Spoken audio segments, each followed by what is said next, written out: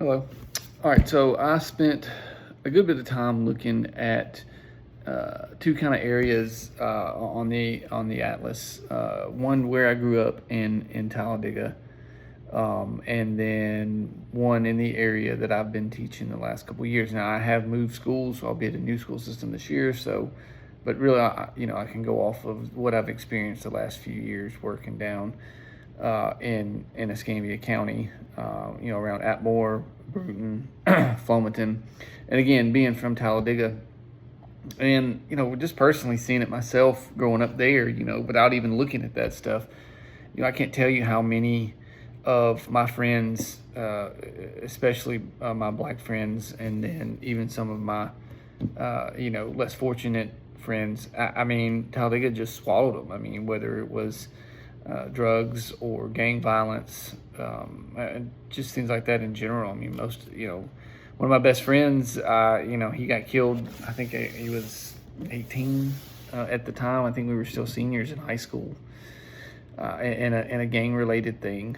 And so it just bleeds over into that. And when I was down in Atmore and Bruton area, I said, it reminded me of how much it was like being in Talladega. It's very similar as far as demographics go, and as far as also economics go. But looking at the data from both of those, I mean, median for I think white kids was expected income was around $45,000 to $46,000 for white males, and then for black males it was somewhere around 24, and very similar both places. I think one was 45, one was 44, and the other one, they were both about 23, 24. And so, it's amazing because, again, I come from that same area, and then some of those other kids, you can see that as you grow up, right? And so it's vital, as educators, to make kids understand how important their education is, as far as graduating high school, going to college. I mean, I can name kid after kid. I had one really good student, really smart, and had no parents. Like, his dad was in jail. His mom was on drugs. He lived with a friend of his parents. I mean, he had bounced around from house to house for a couple of years. A great kid, a basketball player, makes all A's and B's. I mean, he can make straight A's if he want to. I mean, he's that smart of a kid. Will he ever make it out of, Atmore, Fulton? I don't know. I told him he's out to go to college and never come back, and that gave him the best opportunity in his life.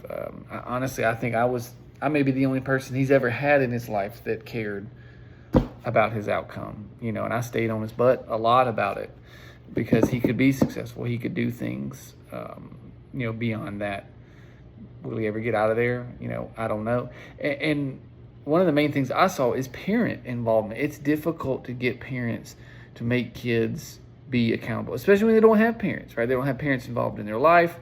They don't have parents that care about their outcome or where they end up. Another student of mine, a black kid, he was a sophomore. He's a pretty good kid. He's funny, engaging, very popular kid, football, basketball player,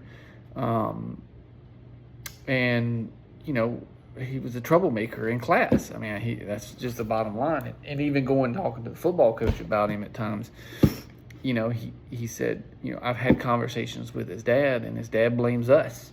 He said, we don't know how to handle him, or we're not doing the right thing, or he would accuse us of not caring about him, things like that. And so, you can't get any type of backup from parents in those situations. So it's really difficult to get kids to understand how important their education is. But I found the Atlas, again, fascinating because there is something off about the fact that kids can grow up, again, in Talladega or in Atmore, right? And white kids grow up and their expected, income is, $50,000. And kids who grow up 2 miles down the road, who go through the same schools, all of that thing, and theirs is $25,000. So what can we do to close that gap? And again, getting kids to understand that education is important, being a part of society. Nobody wants to pay taxes or do those things, but that's the kind of things you have to do, right? You grow up, you have kids, you want to invest in buying a house, buying cars, paying taxes, all those kind of things. So it starts with a good education. And kids have to understand, no matter where they come from, no matter what they do, they can always be the first. They can always be the one to change that.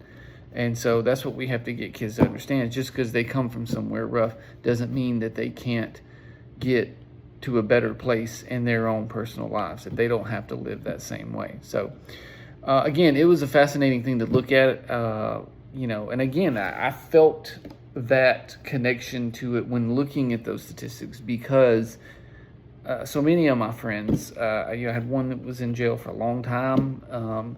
Again, one that got killed in high school was a gang-related thing, and just the things he went through, and things I've seen from that. And I grew up, 10 minutes down the road, and my life was completely different from that. My life was totally different. I never had those kind of issues. I was fortunate, to have good parents. My parents weren't together, but they were both involved in my life. So, I can't complain about any of that. So, but again, fascinating look at that, and something we can think about as teachers, and I can think about as a teacher and a mentor, to really push kids to understand how important that education is, and to really want to improve their lives and be better people. Thank you.